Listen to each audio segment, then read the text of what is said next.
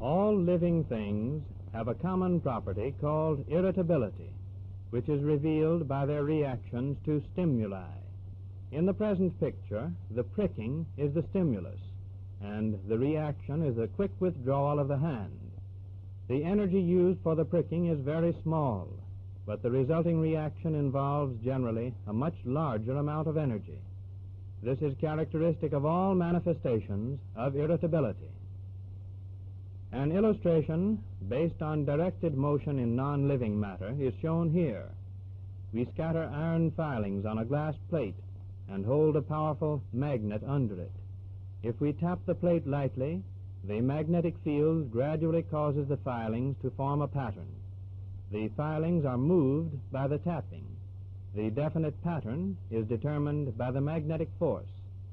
If iron filings were living things, we would have called this oriented movement a tropism, from the Greek word meaning I turn.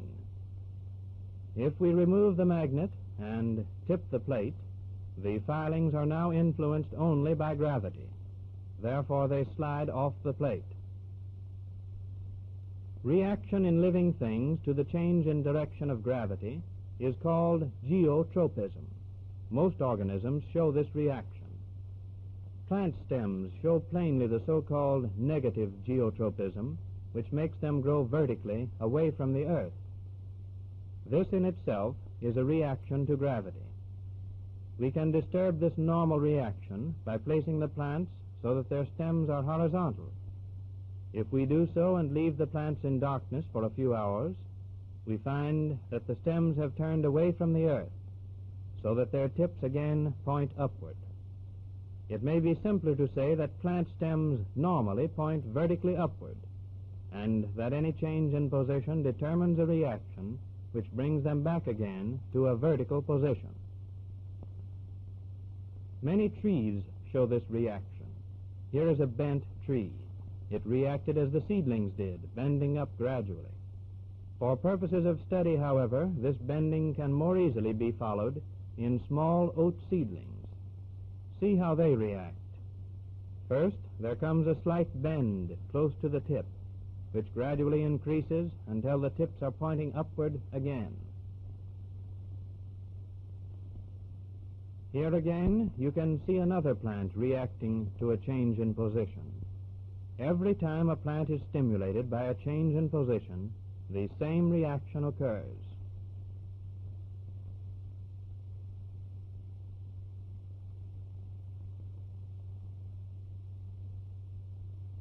Animals, too, are sensitive to a change in position.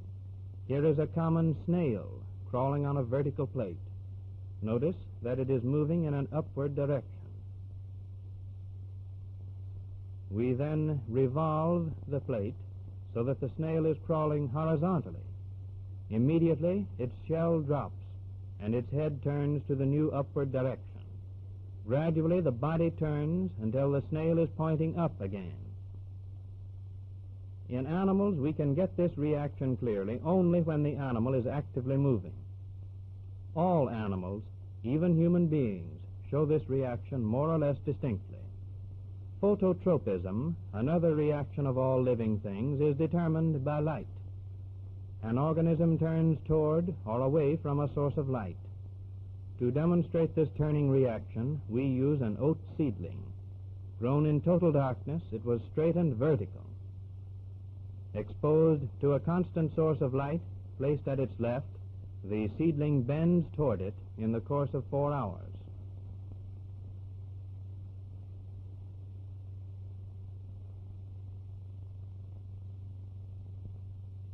Many animals show phototropism.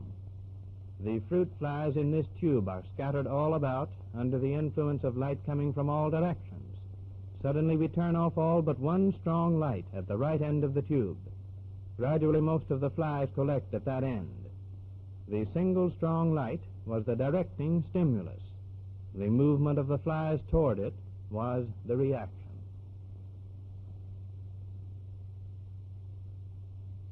Stereotropism, or directed response to contact, can be observed in plants.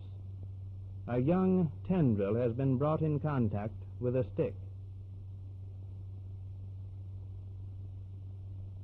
Slowly this tendril winds itself around the stick, as we see a few hours later. The contact with the stick has been the stimulus. The twining has been the reaction. Even animals show stereotropic reactions. Notice this mouse. Its running along the wall is determined as a reaction to touch. From time to time, side movements seem to indicate a tendency to lose contact with the wall, but the mouse very soon returns to it. All mice generally follow walls.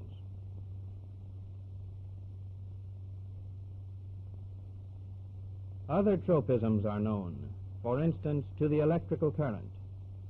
A worm, when placed across the electrical field, will turn both ends away from the positive pole, which the arrow indicates. If we reverse the current, the worm turns the other way. This is a true tropism, a directed reaction to a stimulus.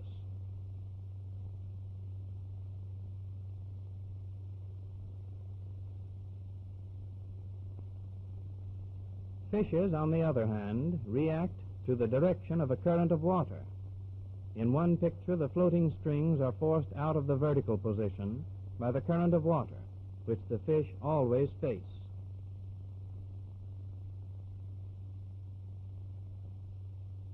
If we reverse the current, in a few seconds the fish have turned so as to head against it.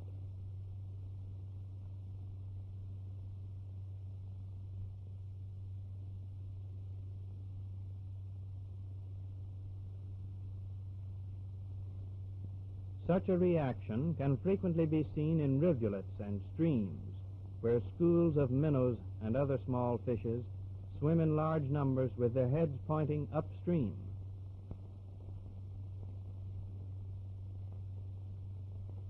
Note how quickly these fish react to the change in current. Even if they do not progress forward, they will always swim in such a direction that the current will not carry them downstream.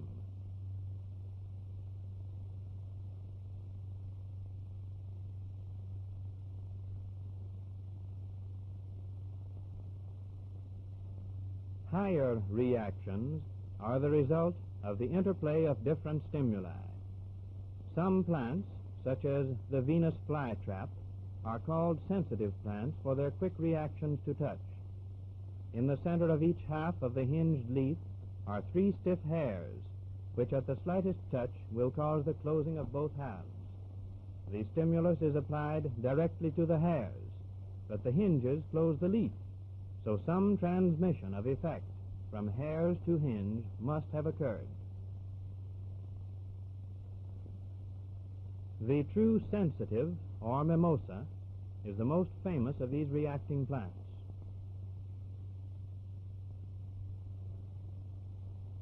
If we touch the tip of a leaf gently, we notice that first one and then another of the leaflets fold over. Then if we stroke harder, the whole set of leaflets folds over. In every case, the stimulus is transmitted away from the point where it is applied.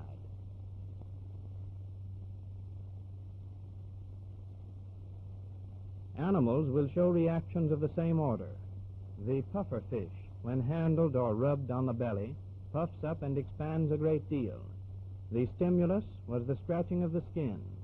The reaction was the puffing up of the entire body. Many organs far from the point of stimulation are brought into play to produce this result.